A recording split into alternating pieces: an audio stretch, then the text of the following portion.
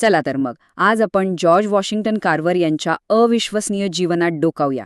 ही कहाणी आहे अशा एका माणसाची ज्याने अक्षरशः जमिनीपासून सुरुवात केली आणि संपूर्ण जग बदलून टाकलं. हे एकच वाक्य सगळं काही सांगून जातं की कार्वर यांना जन्मापासूनच कोणत्या अविश्वसनीय संकटांना सामोरं जावं लागलं असेल. चला तर मग हा प्रवास सुरुवातीपासून जाणून घेऊया. तर त्यांच्या आयुष्याचा पहिला अध्याय तो सुरू होतो त्यांच्या जन्माच्या आणि बालपणाच्या अत्यंत अशांत आणि खरं सांगायचं तर क्रूर परिस्थितीतून.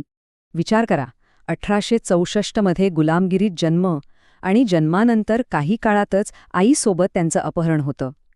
त्यांच्या मालकाने मोझेस कार्वर यांनी त्यांना परत मिळवण्यासाठी काय दिलं असेल तर $300 किमतीचा एक घोडा, आणि या बदल्यात फक्त जॉर्ज परत आले. त्यांची आई मेरी त्यांना कायमची सोडून गेली. ती पुन्हा कधीच दिसली नाही.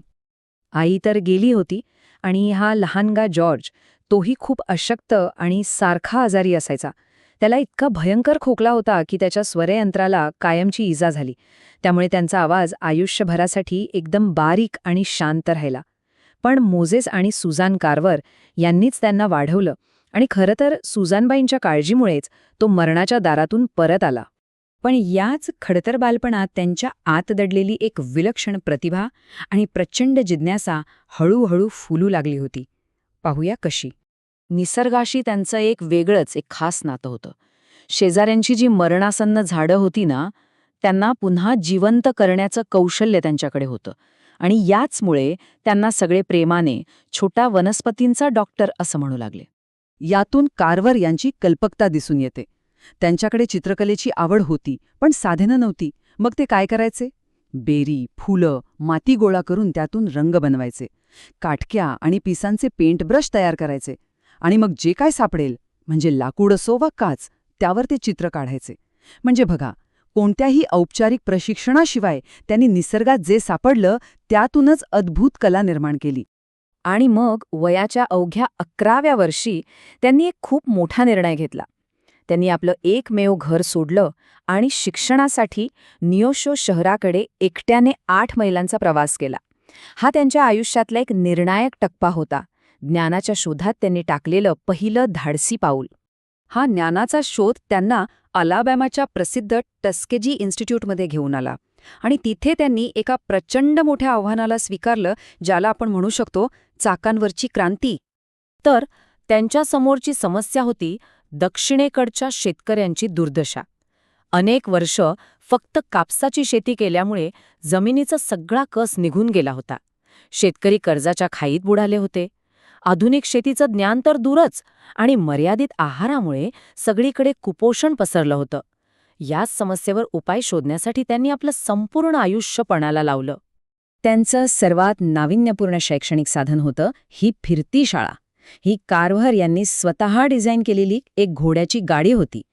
अंतर आणि निरक्षरतेचे अडथळे पार करून ही गाडी थेट शेतकऱ्यांच्या दारापर्यंत जायची आणि त्यांना शेतीचं शिक्षण द्यायची. जणू काही चाकांवर चालणारी एक शाळाच होती ती. आणि त्यांच्या शिकवणीमुळे संपूर्ण प्रदेशाचं चित्रच बदलून गेलं. जिथे पूर्वी नापीक माती, कर्ज आणि कुपोषण होतं, तिथे आता शेंगदाणे, रताळी यांसारख्या पिकांमुळे माती समृद्ध झाली. लोकांच्या ताटात पौष्टिक अन्न आलं आणि सर्वात महत्त्वाचं म्हणजे ते शेतकरी आत्मनिर्भर झाले. त्यांच्या संशोधनाचे परिणाम इतके आश्चर्यकारक होते की त्यांचा वारसा केवळ शेतापुरता मर्यादित राहिला नाही, तो खूप दूरवर पोहोचला. हा आकडा बघा, 105. हा आकडा आहे कार्वर यांनी केवळ एका शेंगदाण्यापासून बनवलेल्या खाद्यपदार्थांचा. विचार करा, शेंगदाण्याचं दूध, चीज, पीठ, तेल असे तब्बल 105 पदार्थ त्यांनी तयार केले.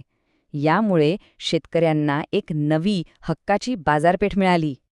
आणि हे तर काहीच नाही. पहिल्या महायुद्धाच्या काळात जेव्हा जर्मनीसोबतचा व्यापार थांबला, तेव्हा कार्वर यांनी स्थानिक वनस्पतींपासून 500हून अधिक वेगवेगळे रंग तयार केले आणि यामुळे त्यांनी अमेरिकन उद्योगांना अक्षरशः वाचवलं. यातून त्यांची खरी प्रेरणा स्पष्ट होते. एका मोठ्या कंपनीने त्यांच्या रंगांच्या फॉर्म्युल्यासाठी त्यांना कोरा चेक देऊ केला होता. म्हणजे हवी ती रक्कम घ्या. पण त्यांनी तो नाकारला. का? कारण त्यांचं काम कधीच वैयक्तिक फायद्यासाठी नव्हतं, ते नेहमीच लोकसेवेसाठी होतं. त्यांनी आपले सर्व शोध जगाला मोफत दिले. टस्किजीचे संस्थापक बुकर टी वॉशिंग्टन एकदा म्हणाले होते की आपल्या लोकांच्या उद्धारासाठी अर्धा डझन कार्वर हवे आहेत. या एका वाक्यातून त्यांचं महत्त्व आणि त्यांचं अद्वितीय स्थान अधोरेखित होतं. त्यांचा प्रभाव खरंच मोजता येण्यापलीकडचा होता. या विचार करायला लावणाऱ्या प्रश्नासोबत आजचा हा आढावा संपूया. कार्व्हर यांची जिज्ञासा आणि कल्पकता आपल्या प्रत्येकाला आपल्या आजूबाजूला दडलेली रहस्य शोधायला नक्कीच प्रेरणा देऊ शकते, नाही का?